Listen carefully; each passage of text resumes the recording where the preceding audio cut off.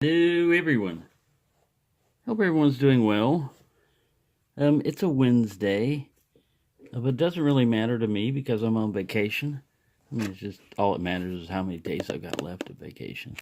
Um, when I originally moved into the complex and got into Locksport afterwards, I walked around and looked at all the locks, that we had around here. We've got some WBs that are guarding ground power transformers.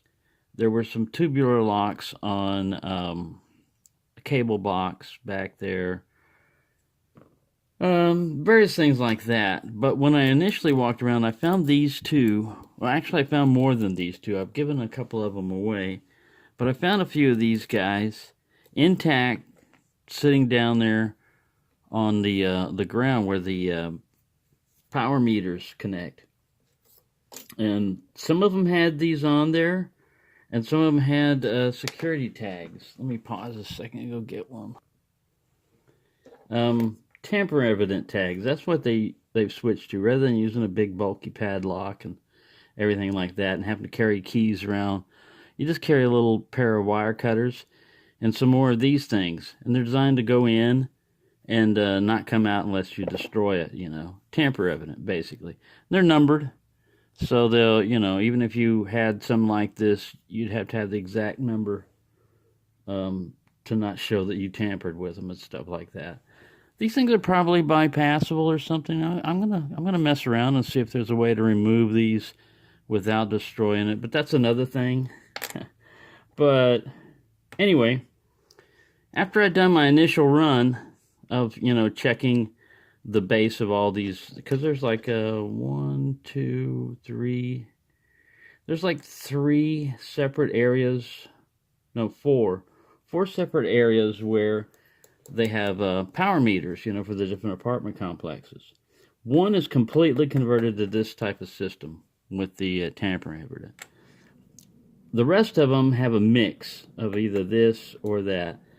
And I was waiting for my mail to, the mailman had arrived into the complex, but it's a small room, and you don't want to crowd him, and I don't even think you can crowd him while he's in there. He'll just tell you, hey, come back in so many minutes, I'm almost finished, or whatever.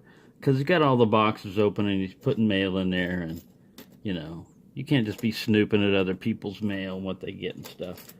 So, I was walking around the complex.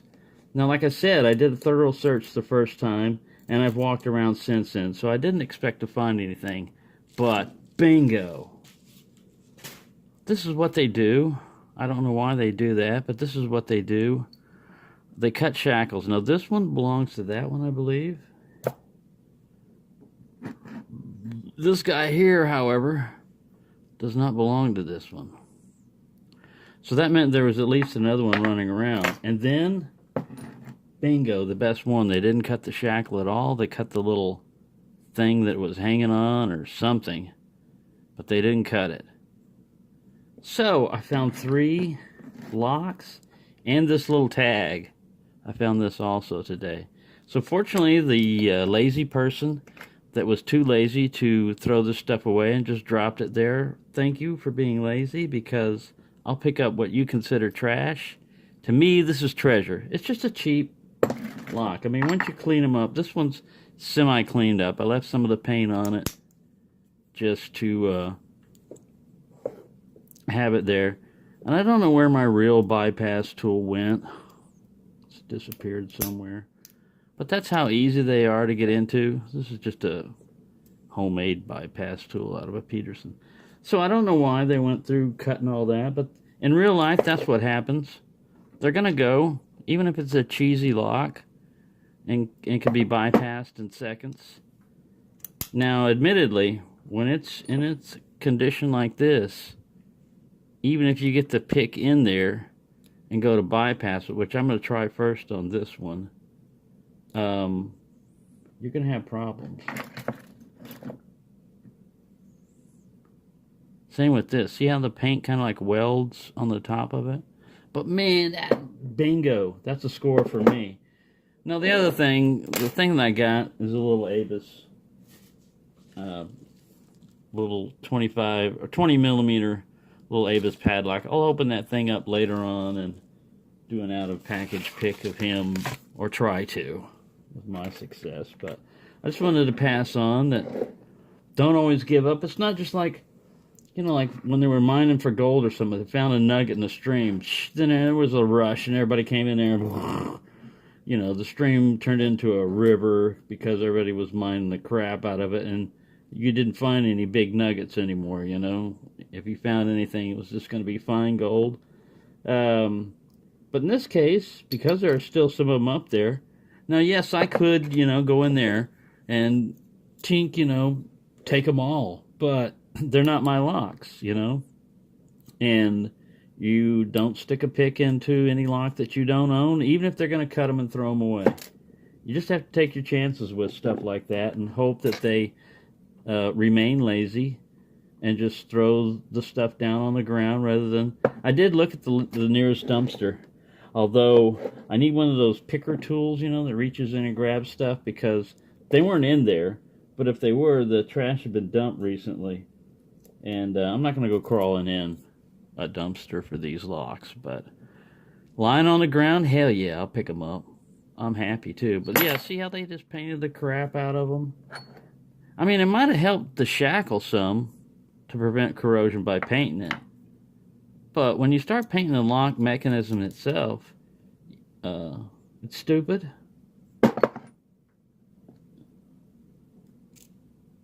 This one, at least, they had enough sense, or they were just lazy to not paint that. But there you go, a little bit of history, a little bit of rambling, and my lock finds. Somebody did a good job of this. This was a cutter. You could just tell the way it wasn't a bolt cutter. You could just tell the way the metal came off, and they had like a die grinder. I believe that's my theory, and I'm sticking with it, because you would see like a wedge mark, and this is just like a cut mark.